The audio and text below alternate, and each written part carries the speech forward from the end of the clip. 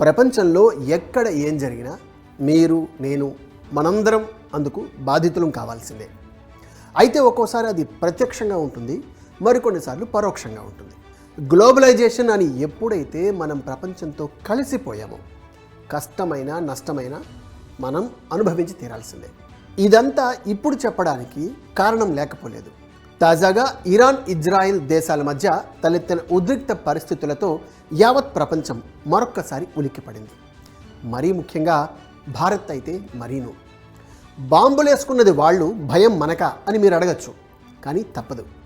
బాంబులు వాళ్ళేసుకున్నా, ఇజ్రాయెల్ వాటిని సమర్థంగా అడ్డుకున్నా, ఇరాన్ ఏ మాత్రం అలిగినా కాదు పొమ్మన్నా ముఖ్యంగా మన నెత్తిన బండపడ్డట్టే.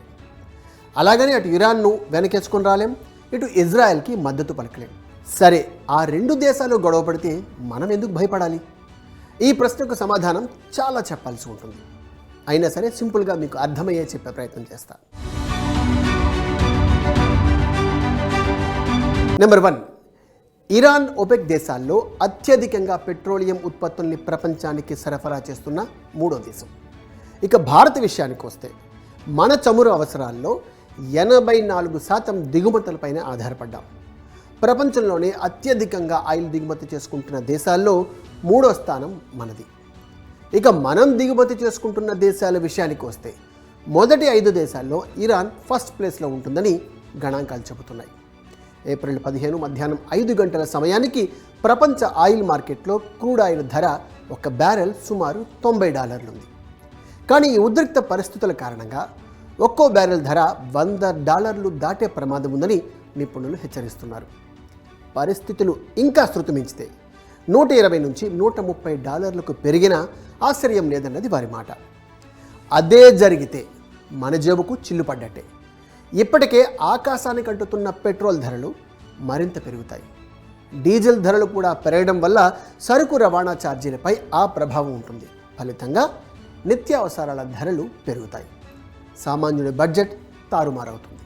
అలాగే మనం దిగుమతి చేసుకునే వంట నూనెలపైన కూడా తాజా పరిస్థితుల ప్రభావం ఉంటుంది. సో వాటి ధరలు కూడా పెరిగే అవకాశం ఉంది.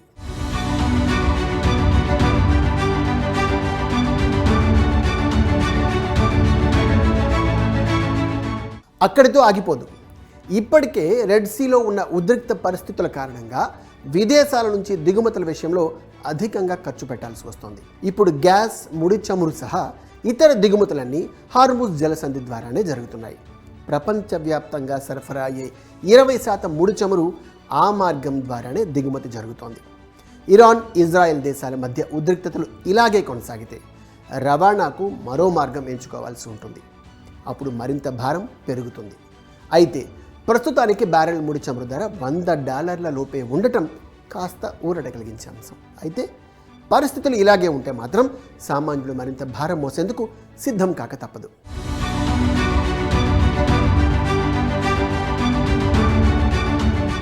ఇదొక్కటే కాదు, ఇండియా నుంచి యూరోపియన్ దేశాలకు వెళ్ళాలంటే సాధారణంగా ఇరాన్ గగనతల మార్గాన్నే ఎయిర్లైన్స్ ఎంచుకుంటాయి. కానీ తాజా ఉద్రిక్త పరిస్థితుల కారణంగా ఇరాన్ సహా జోర్డాన్, ఇరాక్, లెబనాన్, ఇజ్రాయెల్ దేశాలు తాత్కాలికంగా తమ గగన తలాలను మూసివేశాయి. ఒకవేళ తర్వాత తెరిచినప్పటికీ ఆంక్షలు కొనసాగుతాయి. దీంతో అటుగా రాకపోకలు నిర్వహించే కార్గో ఇంటర్నేషనల్ ఎయిర్లైన్స్ ఇప్పుడు ప్రత్యామ్నాయ మార్గాల్లో ప్రయాణించాలి. తాజా పరిస్థితుల కారణంగా ప్రస్తుతం అంతర్జాతీయ ఎయిర్లైన్స్ ఇరాన్ మార్గాన్ని కాకుండా ప్రత్యామ్నాయంగా Kazakhstan, Tajikistan, Saudi Arabia, Egypt దేశాల మీదుగా ప్రయాణ మార్గాన్ని ఎంచుకుంటున్నాయని ఇప్పటికే కొన్ని ఎయిర్ ట్రాఫిక్ వెబ్సైట్లు పేర్కొన్నాయి. అంటే సింపుల్గా చెప్పాలంటే ముక్కు ఎక్కడుందని చెప్తే చుట్టూ తిరిగి చూపించినట్టే ఉంటుంది ఫలితం. దీనివల్ల దూరం పెరుగుతుంది, ఎయిర్ ఫ్యూయల్ ఖర్చు మరింత పెరుగుతుంది. ఫలితంగా విమాన ప్రయాణాల టికెట్ల ధరలకు రెక్కలొస్తాయి. ఇప్పటికే ఇండియాలో ఇండిగో, విస్తారా, ఎయిర్ ఇండియా లాంటి సంస్థలు తమ ప్రయాణ మార్గాలను మార్చేశాయి. ఫలితంగా వాటి టికెట్ల ధరలు కూడా పెరిగాయి. ఓ రకంగా వేసవిలో విదేశీ పర్యాటకం ఎక్కువగా ఉంటుంది.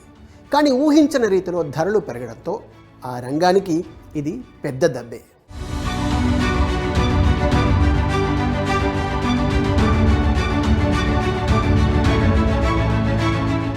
అన్నింటికీ మించి బంగారం. ఇప్పటికే గత 20 రోజులుగా బంగారం ధరలు శరవేగంగా పెరుగుతున్నాయి. ఓ రకంగా చెప్పాలంటే ఇలాగే ఈ పెరుగుదల కొనసాగితే మధ్యతరగతికి ఇక బంగారం తీరని కలగానే మిగిలిపోయినా ఆశ్చర్యం లేదు. గత 2-3 సంవత్సరాలుగా ప్రపంచవ్యాప్తంగా ఉన్న అనిశ్చిత పరిస్థితులను దృష్టిలో పెట్టుకుని చాలా దేశాలు బంగారం నిల్వలను విపరీతంగా పెంచుకుంటున్నాయి. ఆ విషయంలో చైనా ప్రపంచ దేశాలన్నింటికన్నా చాలా ముందుంది. గడిచిన ఏడాది కాలంగా భారత్ కూడా భారీగా బంగారం నిల్వలను పెంచుకుంటూ వస్తోంది. ముఖ్యంగా ఓవైపు రష్యా ఉక్రెయిన్ యుద్ధం ఇంకా కొలిక్కి రాలేదు. అటు ఇజ్రాయెల్ హమాస్ యుద్ధం కొనసాగుతూనే ఉంది. తాజాగా ఇరాన్ ఇజ్రాయెల్ మధ్య ఉద్రిక్త పరిస్థితులు నెలకొన్నాయి. ఈ సమయంలో డాలర్ని నమ్ముకునే కన్నా బంగారాన్ని నమ్ముకోవటం మంచిదని దేశాలు కూడా భావిస్తున్నాయి. అందుకే భారీగా బంగారంపై పెట్టుబడులు పెడుతున్నాయి. దీంతో కొద్ది రోజుల క్రితం వరకు 60,000 దిగువన ఉన్న 10 గ్రాముల బంగారం ఇప్పుడు 75,000 దాటిపోయింది. అంతేకాదు ఈ జియోపొలిటికల్ టెన్షన్ల వల్ల స్టాక్ మార్కెట్లపై కూడా తీవ్ర ప్రభావం పడుతుంది. దాంతో వద్దన్న మదుపరులు బంగారం వైపే దృష్టి సారిస్తారు. సో అటు వివిధ దేశాలకు బంగారమే కావాలి, స్టాక్ మార్కెట్లలో పెట్టుబడి పెట్టే మదుపరులకు కూడా బంగారమే కావాలి. అందుకే బంగారం ధరలు ఇంకా పైకి వెళ్ళే అవకాశాలు స్పష్టంగా ఉన్నాయి.